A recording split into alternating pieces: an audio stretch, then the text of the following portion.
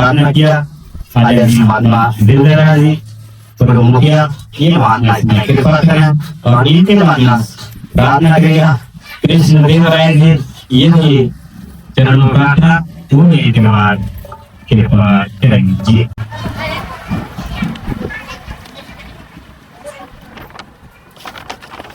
सबसे पहले आज हम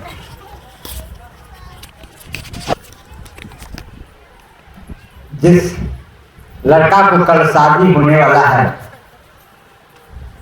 उसके लिए मैं शुभकामना और बधाई व्यक्त करता हूं। साथ ही निरंकारी सत्संग के माध्यम से तमाम आए हुए माताएं बहनें सत्संगी साथियों कलाकार बंधु और मंच पर बैठे हमारे आज के अध्यक्षता कर रहे महात्मा जी, आज बड़ा खुशी हो रहा है कि इस कार्यक्रम में वैसे महात्मा लोग आए हुए हैं जिसको गीता में जो देश के संवैधानिक जुडिशियल टेबल पर गीता रखा हुआ है, लोअर कोर्ट से लेकर और सुप्रीम कोर्ट तक, उस गीता के 7वें अध्याय के 19वां श्लोक में श्री कृष्ण कहे हैं, बहुनाम जन्म नाम अंते ज्ञानवान माम प्रपद्यते वासुदेव सर्वविदित सब महात्मा सुदुर्लभ। वैसे महात्माओं का आज जैसे यहाँ सम्मेलन में देख रहा हूं जो गीता में श्री कृष्ण ने जो जुडिशियल टेबल पर हमको भारत के संविधान के रूप में रखा हुआ है, वैसे महात्माओं का दर्शन में पा रहा हूं। इसके पाकर के मैं बहुत आनंदित हो रहा हूं कि निरंकारी मत के माध्यम से जो यहाँ के संचालक हैं निरंकारी संस्था का, उन्होंने ऐसे महात्माओं को तैयार किए हैं और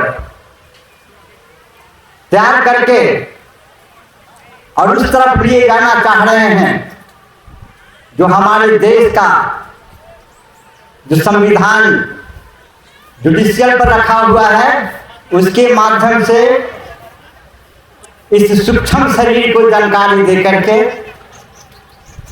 और जो अस्थूल शरीर है जिसके चलते सूक्ष्म शरीर के द्वारा हम जिस परमात्मा का भक्ति करना चाहते हैं। मित्रों, जब तक यह अस्थूल शरीर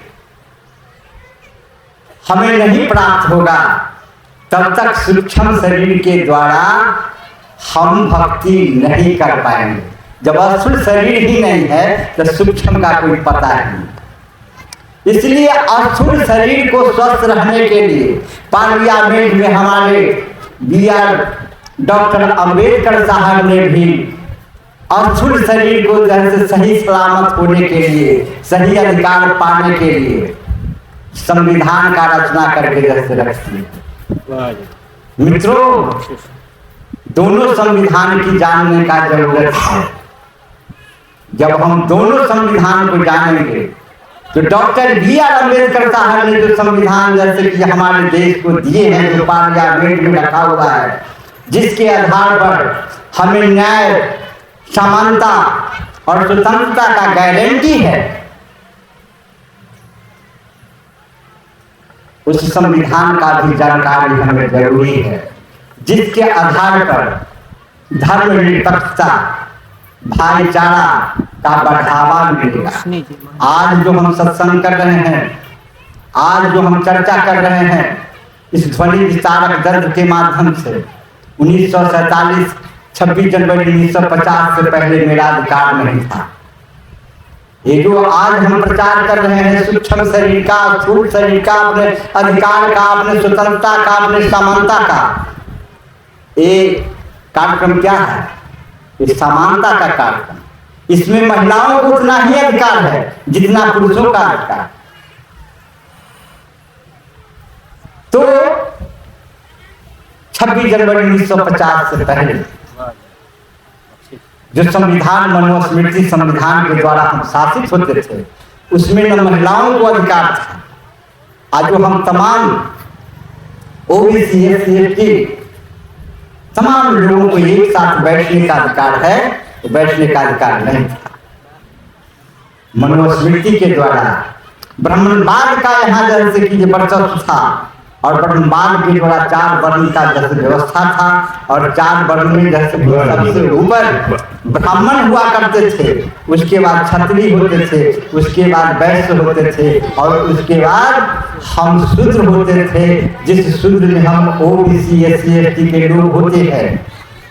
ओबीसी, एससी, एसटी के लोग संवैधानिक नाम है। हमारे बाबा साहब ने संविधान के माध्यम से हम लोगों को जो है आदर सूचक जैसे कि ये नाम रखे, अन्यथा मनवादी विचारधारा के मुताबिक हमारा नाम यादव से लेकर के फंगी तक, यादव लोग गौरवान्वित होते हैं कि हम तो यादव है, कृष्ण के वंशज। अरे भैया, कृष्ण के वंशज होते तो वहां जब आपका जैसे कृष्ण भगवान कहलाए दुनिया में, आज सबसे नीचे तुमसे जैसे कि कोई कार्यक्रम होता है तो आपको जैसे कि पैर धरवाया जाता है 75 बार। कहाँ गया दिमाग? क्यों नहीं कृष्ण के दिया हुआ गीता को अध्ययन किया जो संवैधान के ऊपर रखा हुआ है? क्यों नहीं जैसे पार्लियामेंट में संविधान रखा हुआ है जो बाबा साहेब ने जैसे दिए, और जिसके आधार पर हमें स्वतंत्र होने का अधिकार है, हमें कपड़ा पहनने का स्वतंत्रता है, हमें अपने अभिव्यक्ति करने का स्वतंत्रता है, हमें शिक्षा का स्वतंत्रता है, हमको भक्ति करने का स्वतंत्रता है, धर्मनिरपेक्षता का स्वतंत्रता है। तो मित्रों, ऐसे तो जैसे कि हम लोग तो पॉलिटिकल लोग हैं, हम लोग तो आध्यात्मिक लोग नहीं है, हमारा तो लंबा जैसे कि हो जाता है, लेकिन समय का जैसे कि बहुत अभाव है, इसलिए हम अपनी वाणी को जैसे कि विराम देते हैं। सभी आदमी को धन्यवाद का। बोलिए।